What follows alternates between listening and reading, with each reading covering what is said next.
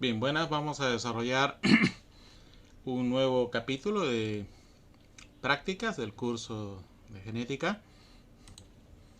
Bien, vamos a ver todo lo que es análisis de pedigrí o árbol familiar o arbograma también como se le llama, ¿no? Nosotros podemos hacer una representación gráfica de los individuos que conforman un grupo familiar donde vamos a poder ver generación a generación los individuos y los hijos que van a tener cada uno de estos individuos a lo largo del tiempo. Para eso se va a utilizar una simbología y unas uniones que se establecen ya universalmente para la construcción de estos pedigrís o árboles familiares.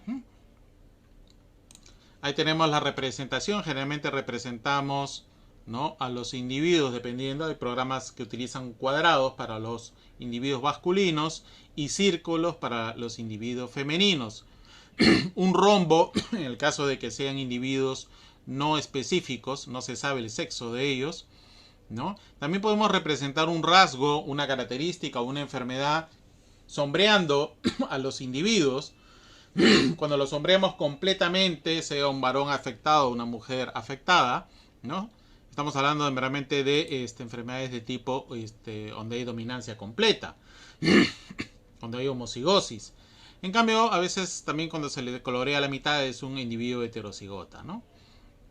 Los matrimonios se representan generalmente el varón a la izquierda, la parte femenina a la derecha. Los hijos en el orden en que aparecen. Acá hay un varón, este primer varón de izquierda a derecha, ¿no? Y la segunda hija es una mujer. Pero eso va a depender del sexo del individuo que nazca primero, ¿no? Está en orden de izquierda a derecha. También podemos representar gemelos disigóticos, o lo que conocemos también como mellizos. Podemos representar gemelos monocigóticos o idénticos, ¿no? Aquellos que son gemelos y son siempre del mismo sexo. Podemos señalar con una X algún rasgo de algún individuo que nos interese. Estos individuos son individuos adoptados, un individuo fallecido, un punto es un aborto, una doble línea es un matrimonio consanguíneo, que es lo que se ve mucho en ganadería. Se utiliza matrimonios o cruzamientos consanguíneos, ¿no? ¿Qué va a pasar en un árbol cuando las características sean de herencia autosómica recesiva? No olvidemos cómo es una herencia autosómica recesiva. En una herencia autosómica recesiva, por ejemplo, tenemos dos individuos que estén afectados. Dos individuos enfermos tienen que ser con las letras minúsculas.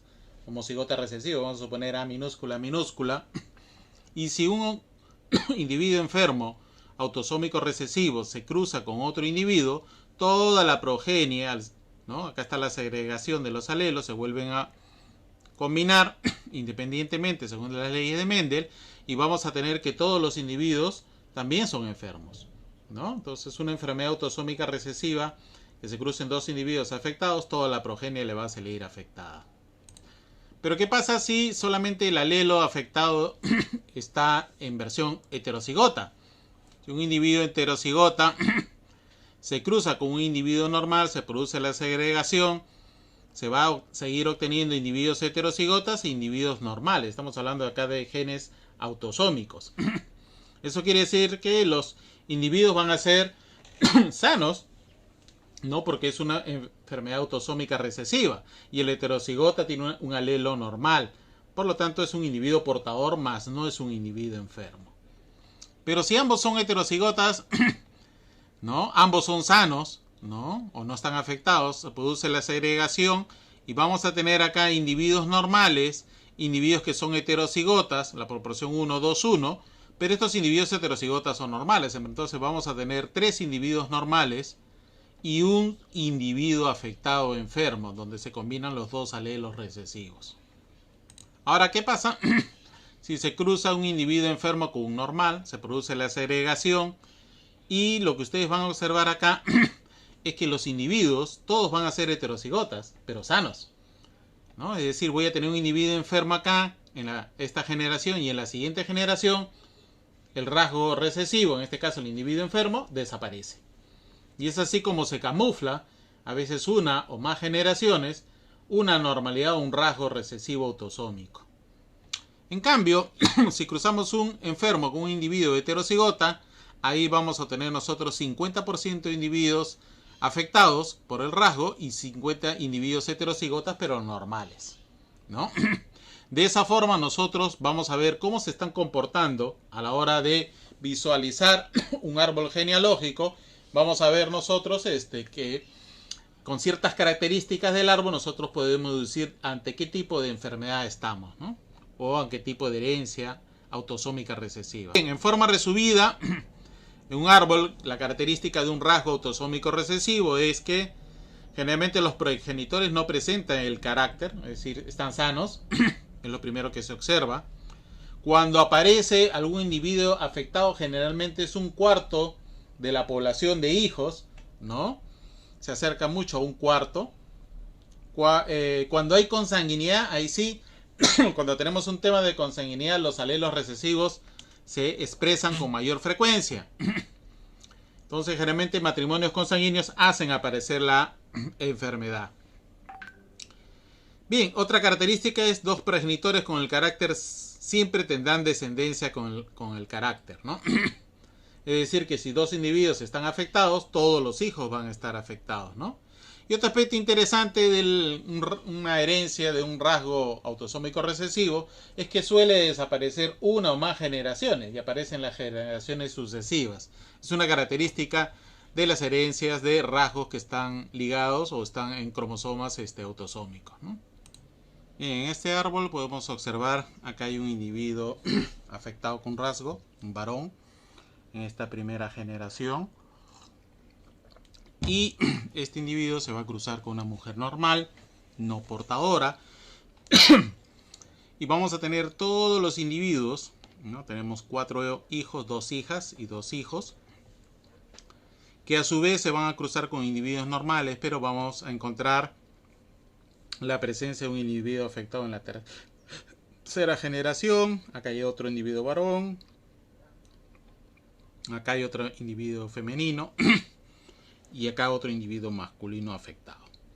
Como se puede observar, una de las cosas que primero observamos en un tema autosómico o recesivo es que una o más generaciones no tienen la presencia de un afectado. ¿Qué es lo que nosotros observamos acá? ¿No? ¿Qué es lo que nosotros observamos? Y bueno, casi en todos existe una probabilidad de casi un cuarto, ¿no? En algunos casos, bueno, hay un solo hijo, pero casi un cuarto de afectados. Eso también nos estaría diciendo que estamos ante una enfermedad de un rasgo autosómico recesivo. Y otro aspecto que ya no cabría duda es el individuo 3 y 4 de la segunda generación son hermanos, ¿no? Y producto de esa consanguinidad aparece el rasgo, ¿no?, recesivo.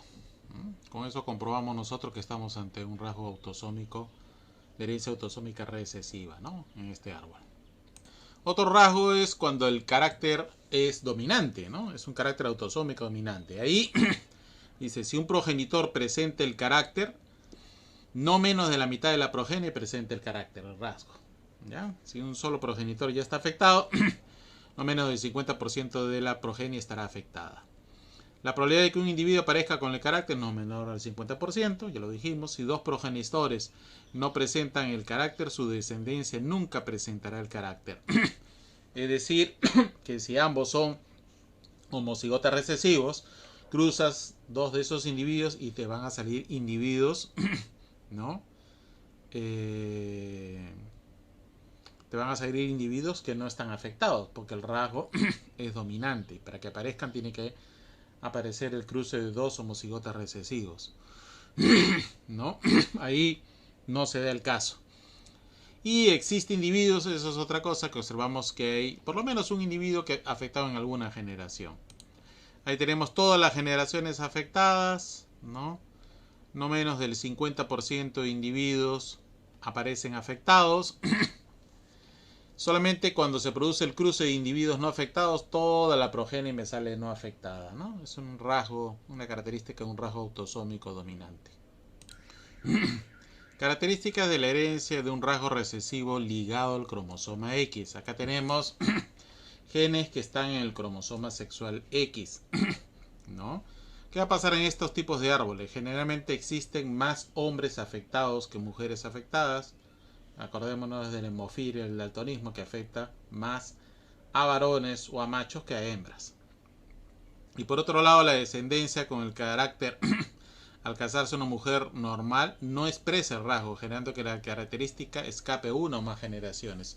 Igual que en la autosómica recesiva, acá también vamos a tener una o más generaciones que no presentan el rasgo, pero que aparece posteriormente.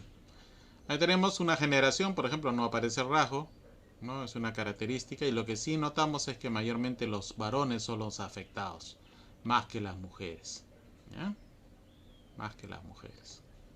Bien, este tipo, miren ustedes, tenemos acá, esto es una hembra normal, XX, un individuo XY, que es afectado. Al cruzarse, nosotros vamos a tener que los individuos salen hombres y mujeres normales, ¿no? Al producirse la segregación y el cruzamiento respectivo, ¿no? Por lo cual desaparece una generación.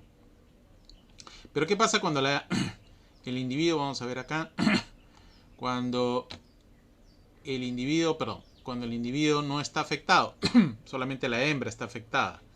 Si una hembra afectada con un individuo normal, vamos a tener mitad de individuos hembras afectados y mitad de individuos machos afectados, ¿no? Si están afectados ambos, toda la progenie va a salir enferma, ¿no? Individuos enfermos, macho o hembras, salen todos los individuos masculinos y femeninos afectados.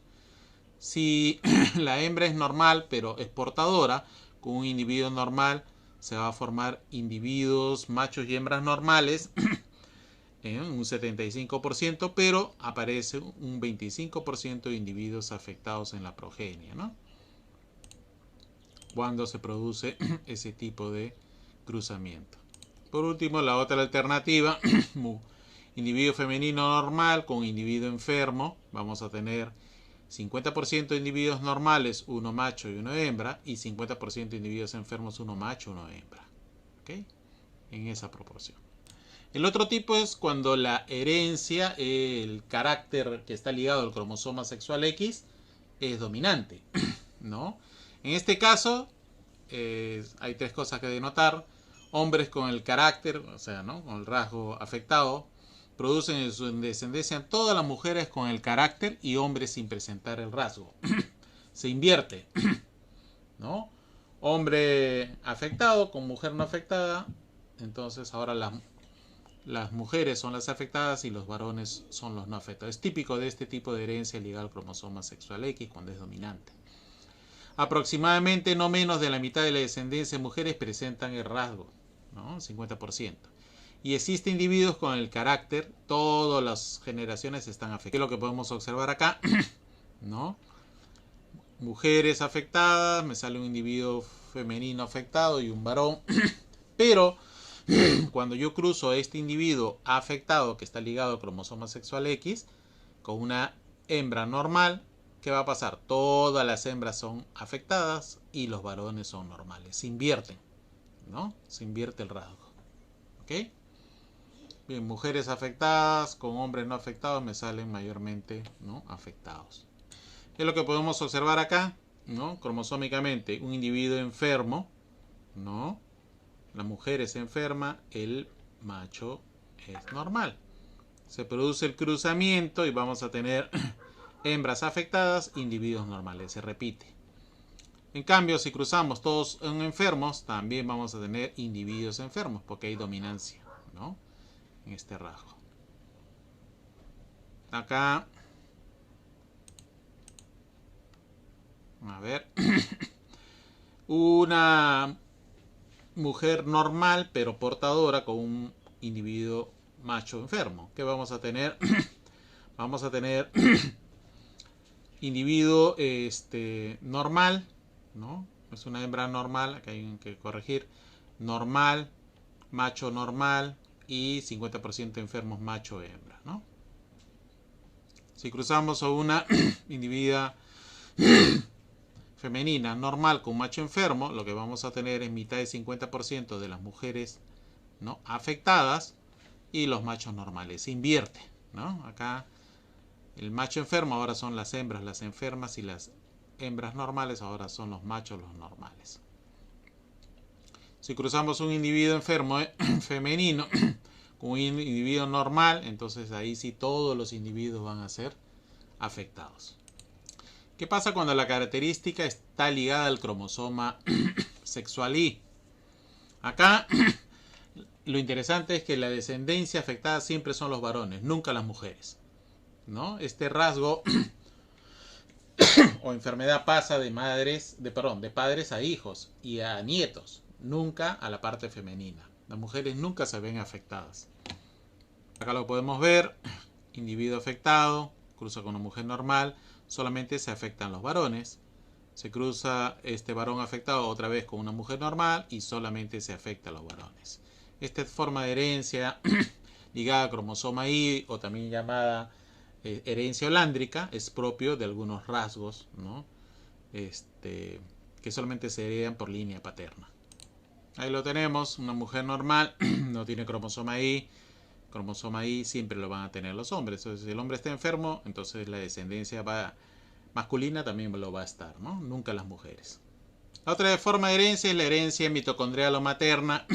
Recuerden que estos genes están ubicados en el cromosoma en las mitocondrias, en el ADN mitocondrial, no en el ADN nuclear. Por lo tanto, esta herencia es de tipo materna.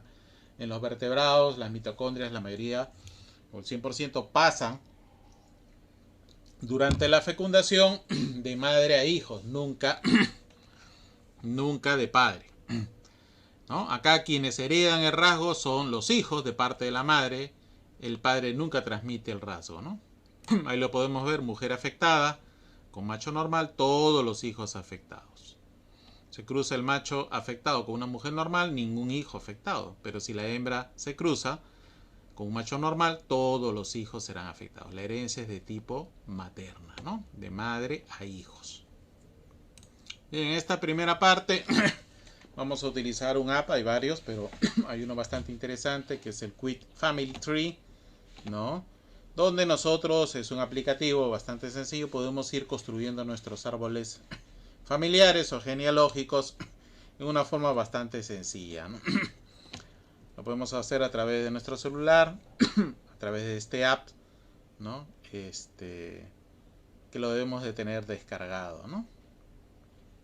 Bien, nosotros podemos ir construyendo, acá de repente estamos nosotros, nuestros padres, y a medida que vamos haciéndolo más complejo, vamos agregando nosotros, ¿no?, más individuos dentro del árbol genealógico. Ahí, por ejemplo, ustedes pueden agregar, bueno, ustedes son este individuo, el A1 que le he puesto acá, pueden agregar pues los padres, pueden agregar los padres de los padres o los abuelos, ¿no? Haciendo el árbol más complejo y ir nutriéndolo de datos. Por ejemplo, ustedes pues como tarea, ¿no? Son ustedes el A1, sus padres B1, B2, ¿no? De abuelos maternos, ¿no?, de esta persona, ¿no? Pueden ustedes ir armando sus árboles, ¿no? ¿No? Por ejemplo, acá ha habido una unión, ¿no? Y acá ha habido una ruptura. En fin, hay varias cosas bien versátiles este programa. Vamos a verlo. Ahí tenemos el programa, ¿no? Nosotros lo abrimos y lo vamos alimentando con algunas datas, ¿no? A ver, yo quiero colocar una data nueva. Yo quiero y edito, ¿no? Entonces yo le pongo de repente pues acá, como yo les había puesto, le pongo a 1, ¿no? Digo que es macho. Pueden colocar la foto, en fin, la fecha de nacimiento y otras características, ¿no? Esa no es la idea.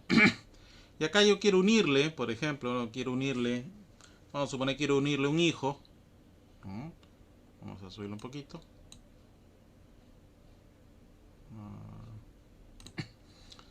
Yo de repente le quiero unir un hijo, acá un child, ¿no? No le pongo, a ver, no, de frente acá, vamos a adicionar, ahí está. Le adicioné, ¿no? Padres, ¿no? Puedo editar a voluntad. puedo editar, de repente a la madre le pongo pues B2, ¿no? Nombre y apellido, ¿no? B2 a la parte masculina, le puedo colocar otro nombre,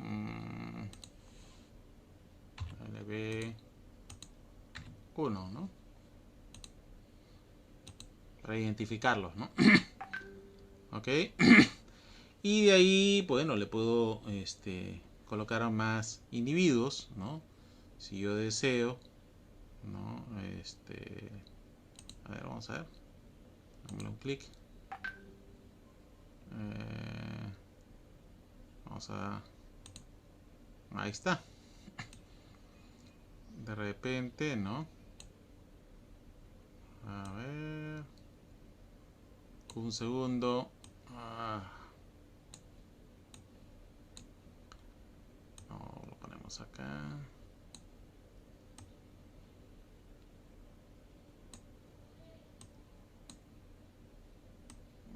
No me dejan. A ver.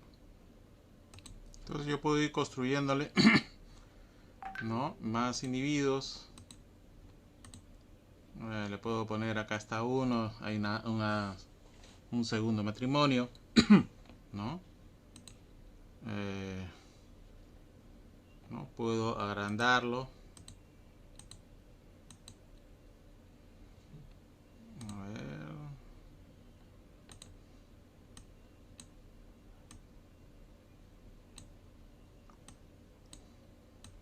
Puedo verlo más complejo.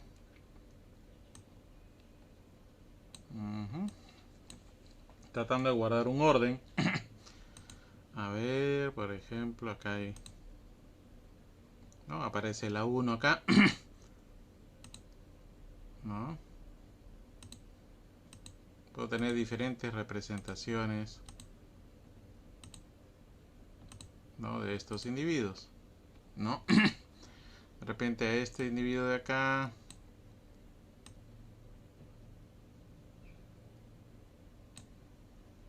le coloco de repente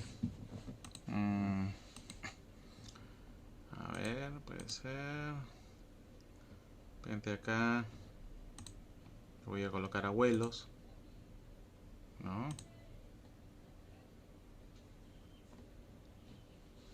Entonces yo lo voy volviendo más complejo, ¿no? Le voy a agregar si quiero más generaciones, ¿no? Le voy agregando más generaciones, ¿no? Incluso voy haciendo cruzamientos, ¿no? Le voy agregando más. Lo voy haciendo cada vez más complejo, ¿no? Ok. Yo puedo agregarle muchos más y puedo visualizarlo. Lo interesante del programa es que yo lo puedo visualizar fácilmente, ¿no? Fácilmente, ¿no? Lo achico un poco, lo agrando, ¿no? Y puedo ir creciendo en complejidad, ¿no? Me voy colocando más individuos, ¿no? Voy colocando más individuos, ¿no? Y así sucesivamente le voy agregando más individuos, más complejidad, ¿no?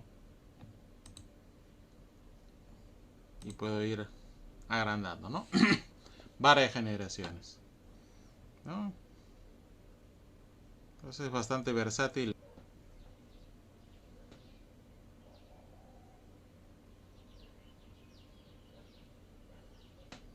Bien, otro programa que es bastante útil y muy utilizado, no solamente en la rama de la genética, sino diferentes ramas, es el GenoPro, ¿no?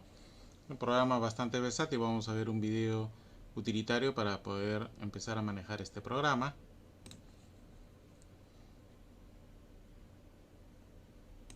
El día de hoy quiero compartirles una herramienta de gran utilidad y que podemos ocupar cuando se trata de analizar algún caso clínico, alguna situación específica con algunos de nuestros estudiantes. Entonces, el día de hoy les voy a enseñar cómo realizar un genograma con un programa que se llama GenoPro.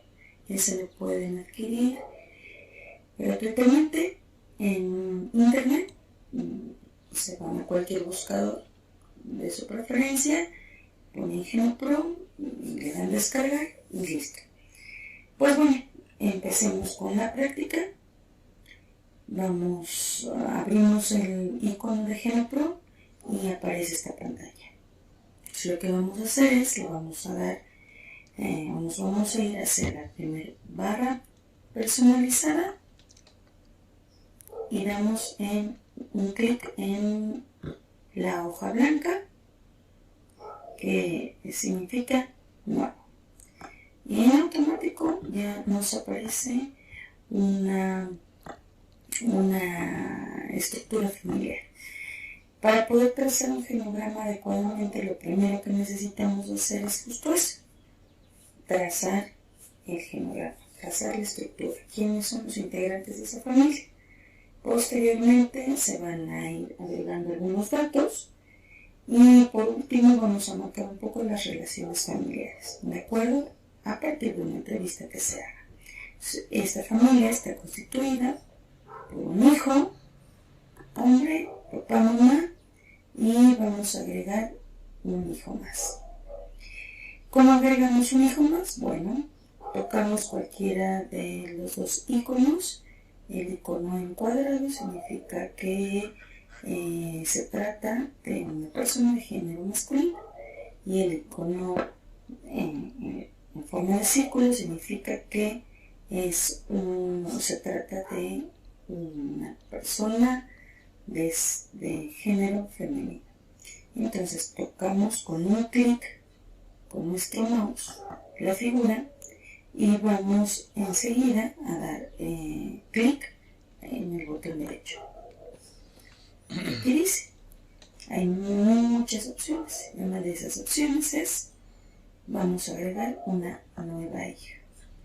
Una hija, un hijo, papá, mamá, y vamos a agregar, para que abarquemos 3 generaciones, a la madre de la mamá de nuestro alumno, de nuestro paciente.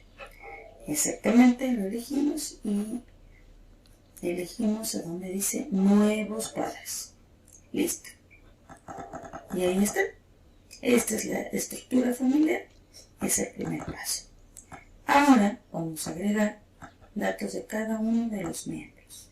Cabe aclarar que en la familia de este paciente o de este alumno se trata de una familia constituida, como ya les había comentado, por papá, mamá, los hijos y la abuela materna. Entonces vamos a agregar los datos de cada uno de ellos. ¿Les parece bien? Empezamos con los hijos. Los hijos, que sería el hijo mayor, es hombre. Acuérdense que para hacer un genograma y para poder agregar dentro de nuestro genograma los hijos, se inicia con el del hijo mayor a la izquierda y el hijo menor, o hasta el hijo menor, a la derecha. Tocamos el icono, damos el botón derecho, damos doble clic y en automático se abre esta casilla en donde dice individuo y propiedades. Puedes agregar toda la información que sea necesaria dando clic en cada una de las pestañas. ¿De acuerdo? Regresamos en la parte donde dice general y nuestro alumno o paciente identificado se llama Juan. Juan Pérez Márquez. Para poder ir agregando los datos, vas dando clic en cualquiera de las casillas de los datos que quieras agregar. Incluso hasta te pide si quieres poner apodos o nombres alternativos. También da mucha información. La fecha de nacimiento de Juan sería el 30 de abril y vamos marcando los datos con nuestro botón, con nuestro mouse, ¿de acuerdo? Nació el 30 de abril de 1900. 95. Perdón, sería 99. ¿Les parece? Si ya hubiese fallecido, pues también pasamos a la casilla de abajo y agregamos todos los datos. Como es hijo, no vamos a decidir que no tenga hijos. Profesión, estudiante. ¿De acuerdo? Y vamos a aceptar. En automático te coloca ya el programa, el año de nacimiento dentro de la casilla, que es lo único que tiene que ir adentro, la edad del menor o de nuestro paciente identificado y su nombre completo. Como ese es nuestro paciente identificado o nuestro alumno, nosotros en terapia familiar le llamamos que es el portador del síntoma, nos dirigimos hacia la primer barra en donde están todos estos recuadros con muchos colores y hasta el final de la barra hay un icono que está pintado de color amarillo. Si solo te posicionas sin darle clic en ese icono, te darás cuenta que te da especificaciones de qué se trata esa nomenclatura. Es persona índice, paciente identificado. Y listo. Ahora agregaremos los datos de la hermana. Ella se llama Adriana Pérez, dijimos, Márquez. Te das cuenta cuando empiezas a escribir, en automático aparece alguno de los apellidos que ya se va guardando, registrando en el programa. Ponemos la fecha de nacimiento, es el 5 de junio de 2015. O del 2005, perdón. ¿Cuál es su profesión? Estudiante también. Y colocamos a donde dice sin hijos, le damos en este icono que es como una flechita hacia abajo y ponemos que hijos no tiene. Aceptar. Listo. Tiene 12 años Adrián. Ahora vamos a agregar los datos de los padres. Empezamos con el padre. En un genograma siempre se va a colocar primero el género masculino y después el género femenino. Y la forma en cómo se une es a través de una línea contigua.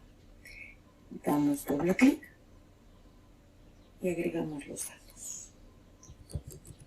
Juan también, dijimos, Pérez Rodríguez. Toda la información es totalmente inventada. ¿Cuándo nació Juan? Nació el 2 de febrero de 1960. Bueno, lo tuvo muy grande, ¿verdad? Yo creo que vamos a hacer una modificación, damos doble clic. Vamos a poner 69. ¿Les parece? Tiene 48 años, menos 18, o sea que los tuvo a los 30. Ahora tocamos el icono de género femenino, que sería la mamá. Damos doble clic y agregamos datos. Tenemos Marisela Márquez Apodaca. La verdad es que son los que se me ocurren. Y vamos a agregar que su fecha de nacimiento es el 9 de octubre de 1970, un año menor que su esposo. Y en este caso vamos a agregar datos de un padre, el padre de Marisela que ya murió, y la madre de Marisela que vive con ellos. ¿De acuerdo? Damos doble clic en el icono del género masculino y ponemos Adrián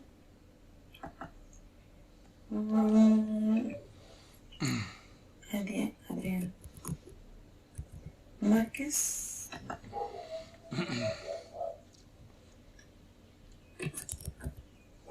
Arreola. El señor nació el 20 de mayo de 1950. Y vamos a poner que murió el 2 de mayo del 2016. ¿De acuerdo? ¿Qué datos aparecen? Que efectivamente tuvo a su hija a los 18 años y aparecen los datos de el año de nacimiento y el año de muerte. Dentro del icono hay una cruz que significa muerte. Lo único que va dentro del icono es la edad, no más. Aquí está el teléfono, aquí está su nombre completo y ahora vamos con los datos de la mamá. De Marisela. ¿Les parece bien? Pondremos Marisela de la misma forma. Como dijimos que se apellidaba ella. Marisela Apodaca Gutiérrez. Vamos a poner que la señora nació el 19 de noviembre de 1952. Podemos poner profesión.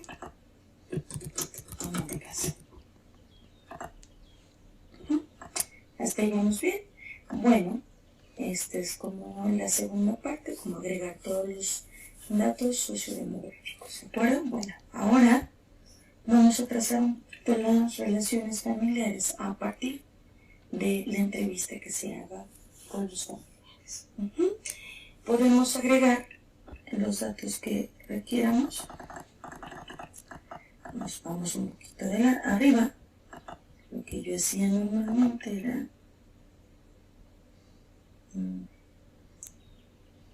poner un cuadro para poner la información de esta familia. No encuentro el icono. Vamos a poner con el botón derecho. Vamos a poner. Bueno, yo creo que eso, quiero que lo busquen, vamos a poner un poquito de los datos. Tengo entendido que Marisela tiene una relación muy estrecha con Juan, nuestro alumno. ¿Cómo se traza este dato? Eliges el icono, buscas en la segunda barra y cada vez que vas pasando de uno a otro de la nomenclatura te dice de qué se trata. Vamos a poner que Juan papá y Juan hijo tienen una relación pues armónica, porque probablemente el señor trabaje y a lo mejor pasa muy poco tiempo con sus hijos. Adriana y Juan, elegimos a uno, como se dan cuenta. Vamos a poner que sí, efectivamente tienen una relación muy cercana, pero constantemente se pelean, quizá por la diferencia de edades. Y por último agregamos los datos de la relación con Marisela. Quizá Marisela y Adriana pelean mucho, y Adriana puede ser que sea la hija consentida de Juan, mientras que los papás tienen una relación pues armónica, un poco más unida.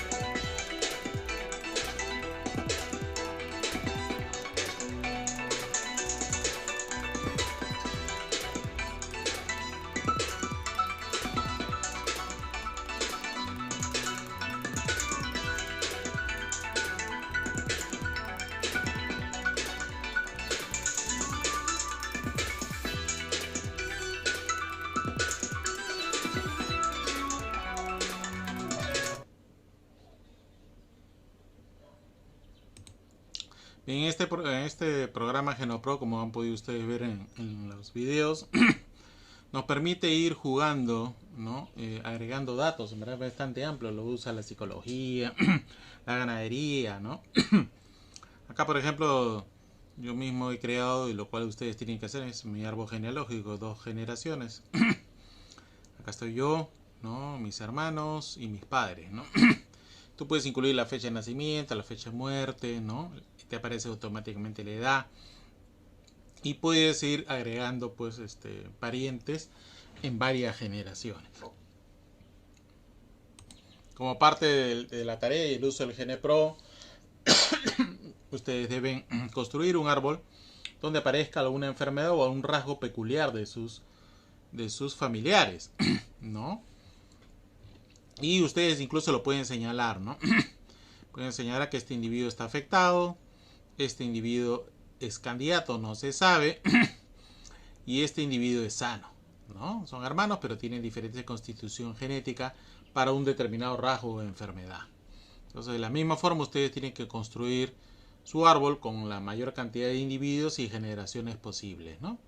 Luego, bueno, debe completar su árbol, ¿no? Su árbol genealógico lo debe completar, ¿no? Yo puedo construir, bueno, acá estoy yo, ¿no?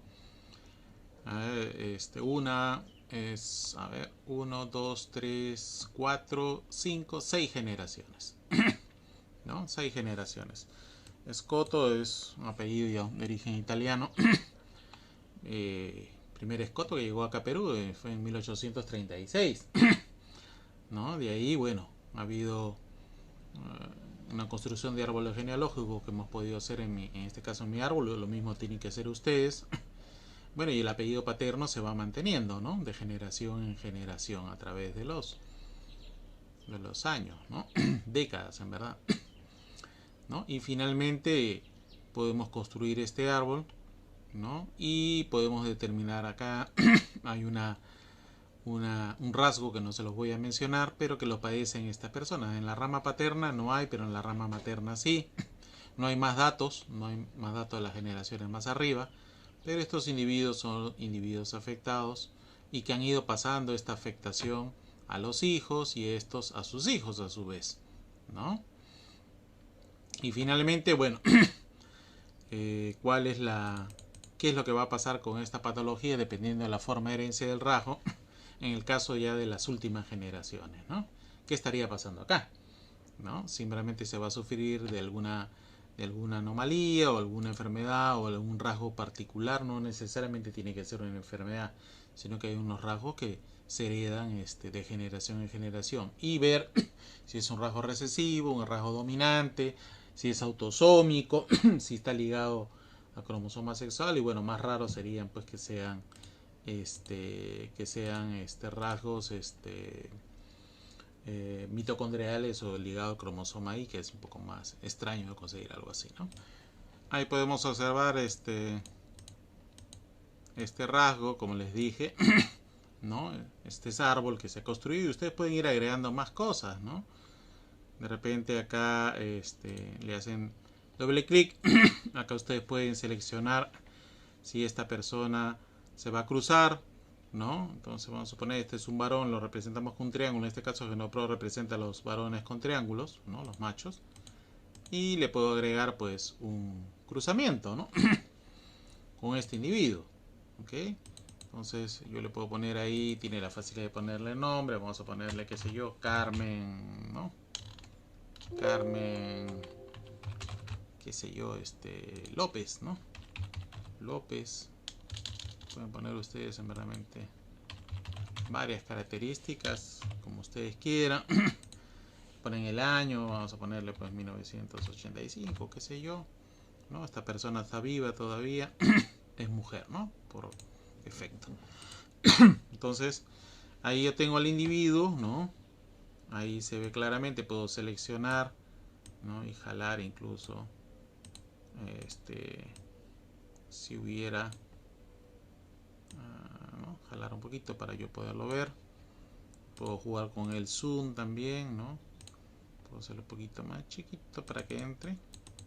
Ahí está, ¿no?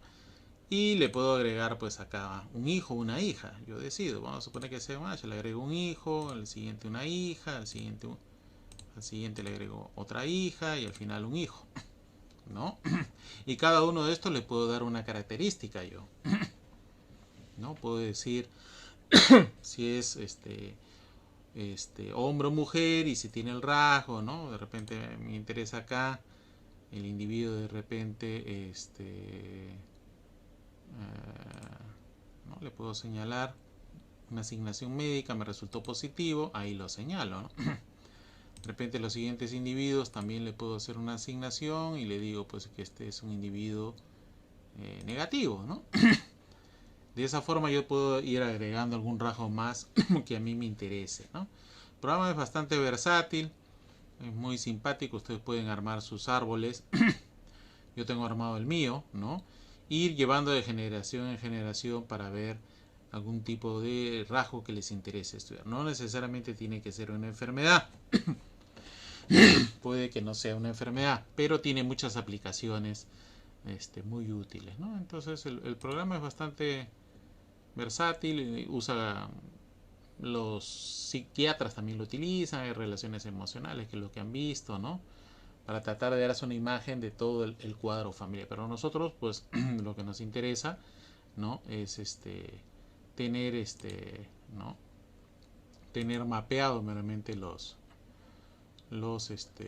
tema de los hijos, ¿no? Acá, si de repente alguien quiere agregarle, qué sé yo, gemelos, ¿no?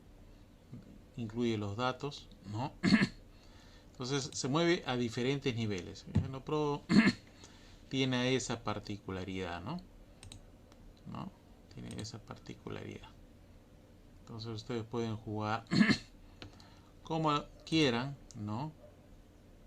Y ir armando mediante un árbol completo, luego lo guardan, ¿no? Lo guardan en el archivo, ¿no? Donde ustedes quieren y eso lo van a presentar como tarea.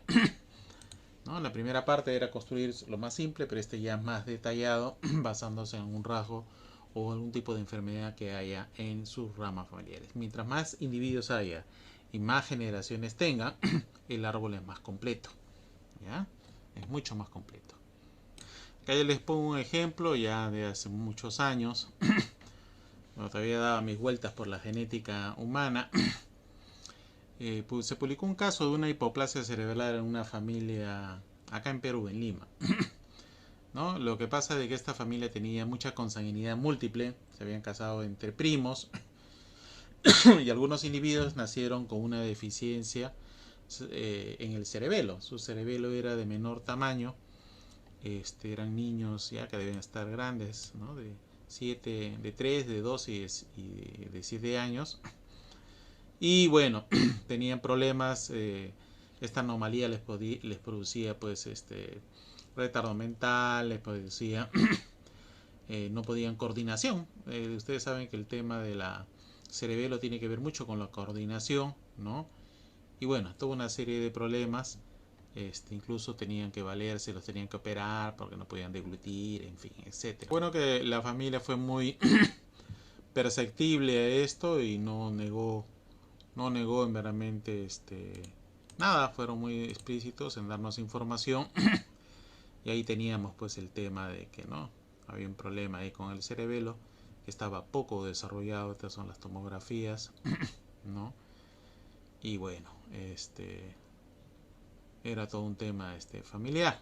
Pero al observar el árbol, si ustedes observan, miren, igual que mi árbol genealógico, la familia tenía muy bien el tema de las uniones por generaciones, ¿no? 6 generaciones, miren ustedes, ¿no? 6 generaciones, se separan acá, hijos, ¿no? Acá vienen a ser primos, en primer grado, ¿no? Los primos están separados, ¿no? Estos son los colaterales, no intervienen. Pero cuando llegas a primos de segundo grado, ahí comienzas a ver, por ejemplo, ahí hay un cruzamiento de 2 hijos de primos de primer grado, que es el individuo 2, ¿no? Y por acá también, ¿no? se va a producir ¿no? un cruce en la quinta generación, donde se va a cruzar individuos, ¿no? Ustedes ven este individuo 2 con este individuo 2, que son primos en segundo grado, se cruzan y tienen este individuo varón, ¿no? Y bueno, por acá también, primos en primer grado incluso, ¿no? Se cruzan y tienen los dos individuos afectados. Ya habíamos mencionado también que las enfermedades recesivas, como este caso de la hipoplasia, porque es una enfermedad recesiva, se eleva, ¿no? Afectando la calidad de la vida del individuo, ¿no? Si hubieran sido animales estarían muertos, no hubieran tenido ninguna opción, hubiera sido completamente letal. Pero en el caso de humanos, como nosotros cuidamos a las crías, ¿no? A la progenie, no se produjo eso. Se les sometió a operaciones, se les hacía sobrevivir. Bueno, no, realmente no sé qué habrá pasado con ellos, pero era obvio meramente lo autosómico, ¿no? Producto de la endogamia. La endogamia me produce acá que las enfermedades autosómicas, ¿no? Se expresen, ¿no? Los cruzamientos endogámicos hacen que esas enfermedades o anomalías se expresen en homocigosis gracias a la consanguinidad, ¿no? Que tiene 30 años, por ejemplo. No, eso no podría ser lógico. Armando la historia. Que tiene 39 años, y pongamos, no es un poco lógico, chicas, que no nos va a dar historia también. Y tenemos otro hermano ya fallecido. Entonces, aquí está la estructura. Como la abuela vive con ellos, ¿cierto? Para un análisis familiar. Se han desarrollado valiosas herramientas como son los marcadores genéticos, cuyas aplicaciones son múltiples a corto plazo y ya disponibles para propietarios, criadores y clubes de raza animal. La posibilidad de disponer de una identificación genética completamente infalsificable y la posibilidad de contrastar la paternidad o genealogía cuando sea necesario de su ejemplar.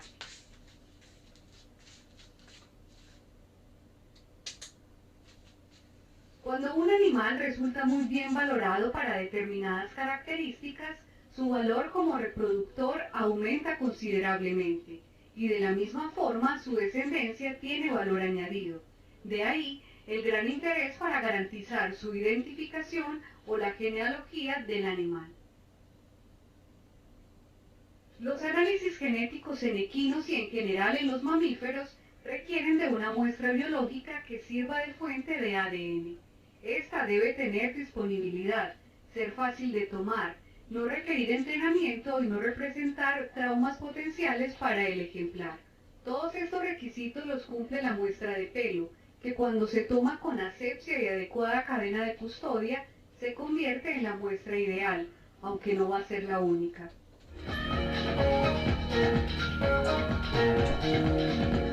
Mi nombre es Gustavo Villa, soy médico veterinario de la Universidad de Antioquia. El día de hoy les voy a mostrar cómo se realiza la extracción de muestras de ADN en equinos. Los pasos básicamente son, después de haber elegido el animal que se va a muestrear, el lavado de la cola. La idea es disminuir los contaminantes en la muestra. Luego se procede el veterinario a lavarse las manos. La idea es que quede en un ambiente higiénico, aséptico, aunque no logremos a tener en el medio un ambiente estéril. Después del lavado nos ponemos guantes. Después de los guantes vamos a pasar, ya con la cola previamente lavada, a extraer los pelos. Importante saber que los pelos no se pueden cortar, se deben arrancar para poder tener una buena muestra donde extraigamos folículo piloso, o lo que llamamos la raíz del pelo, donde es allí donde vamos a tener la muestra de ADN. Después de tener más o menos, debemos extraer entre 30 y 40 pelos, aunque hablan de que con 15 pelos tendría una muestra confiable. Después de extraer los pelos, procedemos a pararlos a unos sobres que están con el mismo consecutivo y donde va la información del animal, correspondiente con su respectivo padre y madre. La idea es meter la misma cantidad de muestra en cada sobre. Este sobre ya se manda al laboratorio. En el laboratorio se encargan de procesarla. Allí lo que hacen es más o menos cuadrar de entre 9 y 12 alelos del cromosoma del animal. Esos alelos los van a comparar con una base de datos ya pertinente que tienen sobre el padre y la madre. Ya miran si es positiva o negativa. En la comparación con el ADN paterno y materno, se pasa a decir que si realmente esa es la mamá de la yegua o el papá de la yegua. La muestra a elegir va a depender del tipo de análisis que se quiera realizar y de la disponibilidad de la misma. En casos de abigeato, la muestra a usar va a ser la disponible: fragmentos de pelo, muestra de elección, tejido muscular, manchas de sangre, entre otras. En caso de paternidad, relaciones de parentesco y genotipificación, se recurre a la muestra de pelo con bulbo, alado, nunca cortado, aproximadamente de 20 a 30 pelos. No obstante, cualquier tejido que contenga células es fuente potencial de ADN.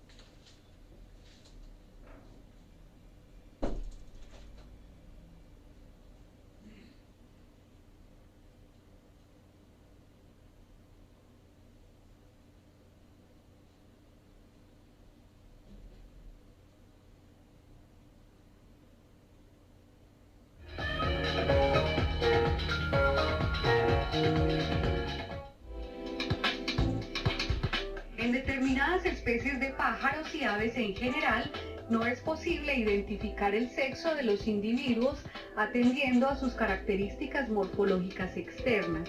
Cuando esto ocurre, la prueba de ADN se presenta como el método de sexado más fiable. La prueba analiza los patrones de secuencia de ADN de los cromosomas sexuales para clasificar a un individuo concreto como macho o hembra.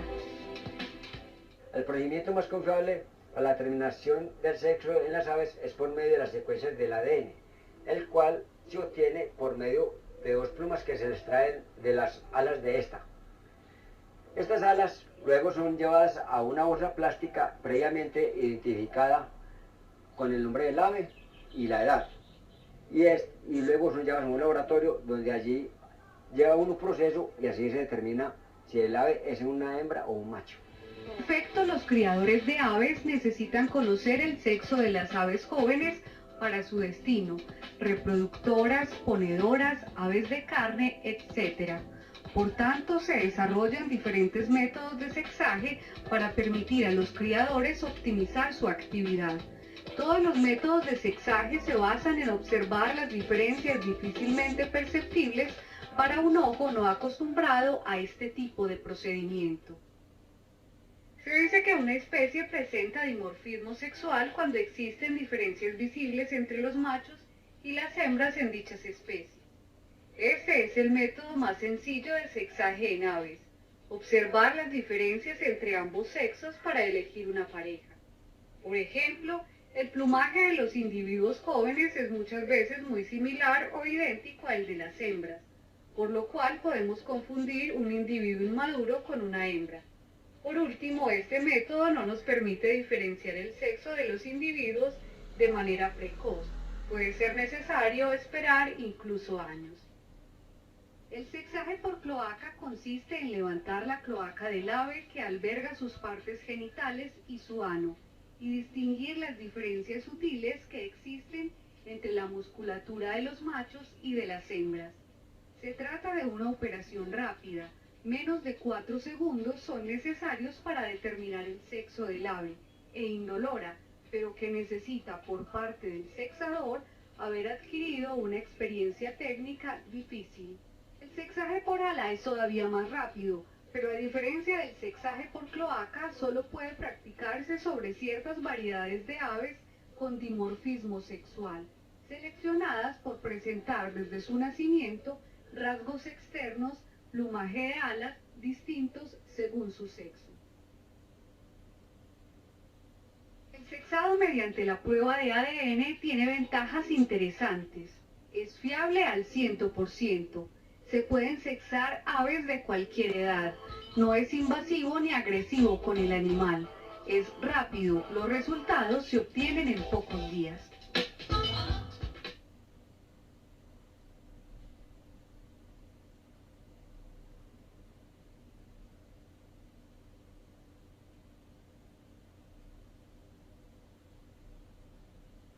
Desde el momento que las muestras llegan al laboratorio son sujetas a una cadena de custodia, procedimiento que garantiza la confidencialidad y responsabilidad de las personas, la fecha, el tipo de muestra utilizada, además de la documentación del proceso hasta entregar el resultado del análisis.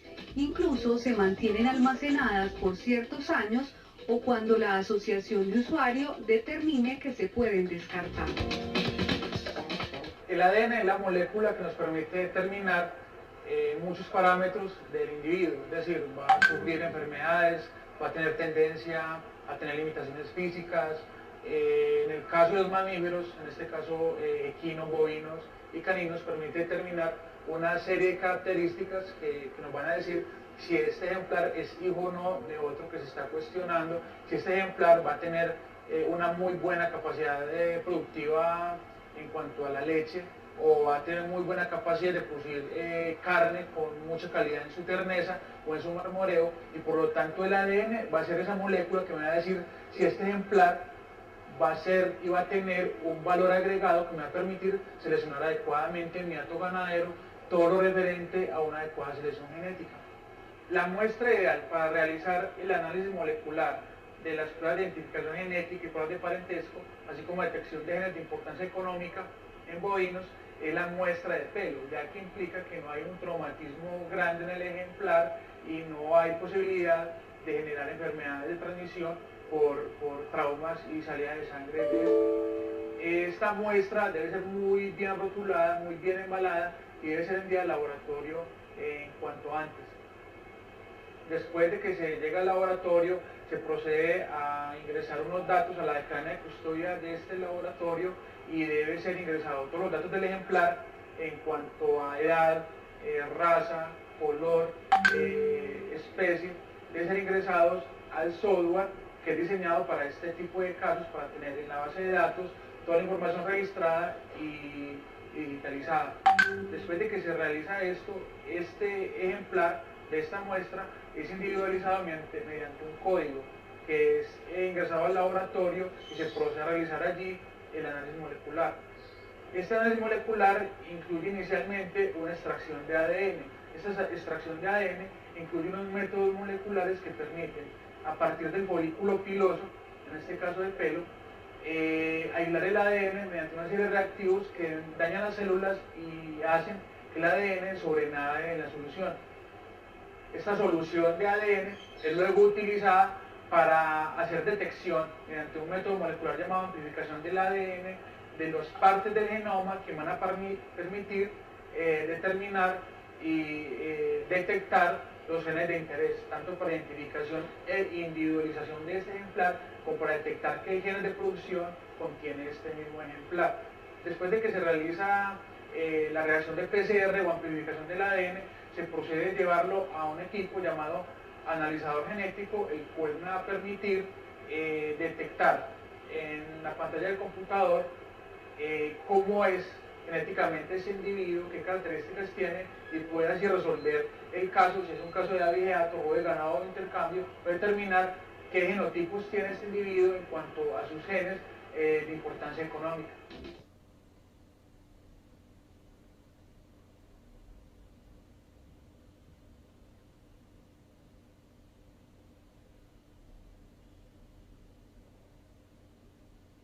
Aquí en esta área recibimos las muestras para su procesamiento y lo que hacemos es una serie de pasos técnicos que consiste en la adición de diferentes reactivos y realización de procedimientos para lograr extraer el ADN de las muestras.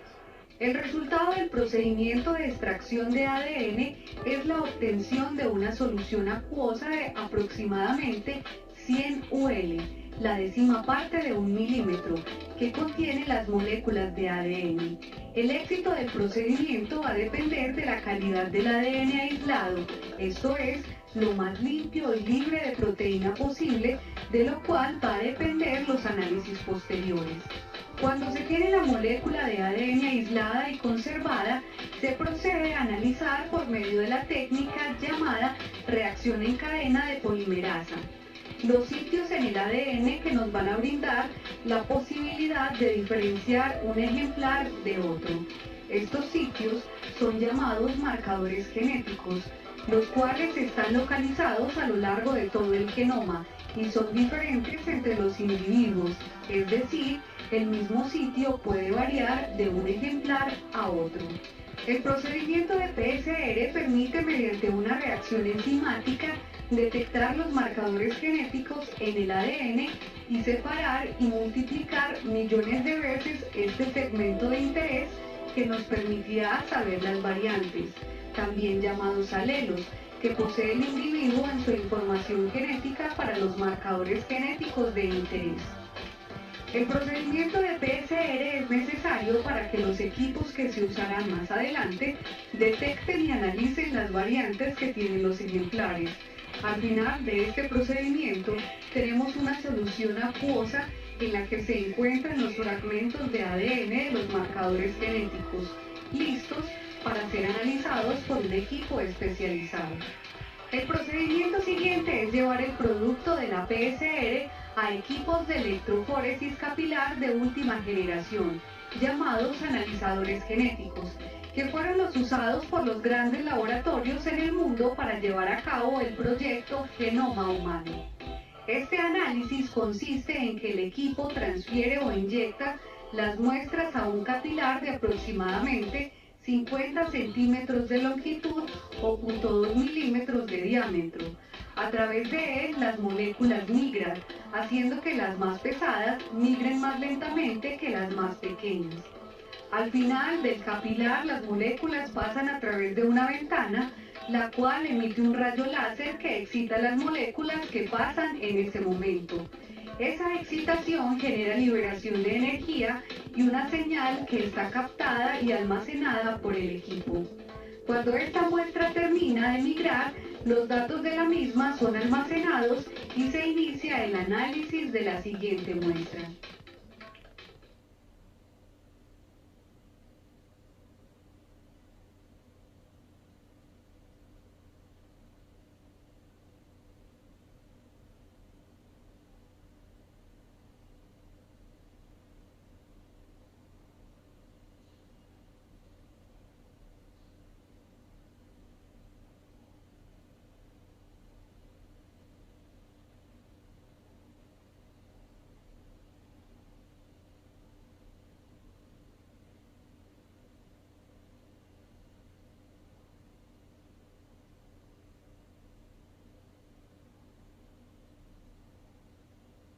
También el ADN es una fuente que me permite en otras especies animales, como en aves, determinar su sexo.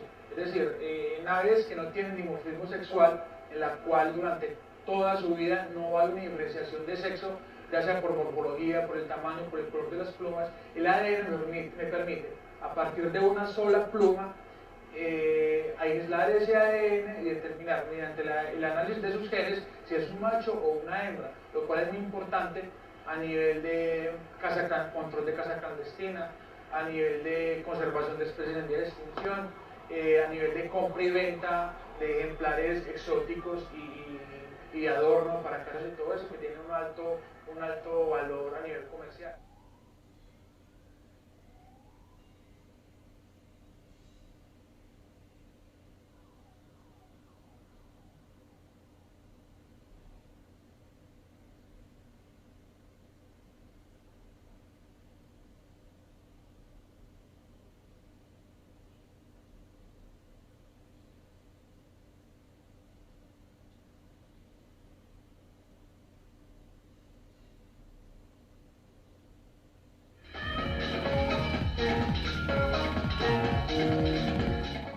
Ya tenemos acá todos los análisis resultantes de todos los procedimientos moleculares que hicimos anteriormente. Entonces, esta serie de, llamaremos picos, que son las señales que me permiten determinar la región del ADN que está detectada.